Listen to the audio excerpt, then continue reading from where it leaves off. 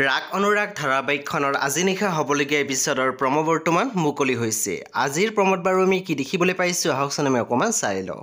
আজিৰ প্ৰম'ৰ প্ৰথম ভাগতে আমি দেখিবলৈ পাইছোঁ শান্তনু স্মিতাৰ আগত কৈ আছিল, অলপ পানী পালেই যে মাছে জঁপিয়াই ফুৰে, তুমিও সেই অলপ পানীৰ মাছ। তাৰপিছত আমি প্ৰম'ত দেখিবলৈ পাইছোঁ ৰূপমে কস্তুৰীৰ আগত কৈ আছিল, এনেকৈ মুখৰ আগৰ পৰা খোৱা বস্তুখিনি পেলাই দিব নালাগিছিলে। কিন্তু এটা কথা ভাল লাগিছে যে তই কথাখিনি আগ নভৰাই বৌৰ কথা মানি ল'লি। তাৰপিছত আমি প্ৰম'ত দেখিবলৈ পাইছোঁ কুণ্ডিলৰ মাকে কৈ আছিল, সেইকাৰণে ময়ো ঘূৰি আহিব বিচৰা নাছিলোঁ। এনেকুৱা এজনী ছোৱালীৰ লগত কেনেকৈ থাকিবা? তেতিয়া ল'ৰাজনে মাত দিছে, কথাটো হয়, কিন্তু তথাপিতো থাকিবই লাগিব।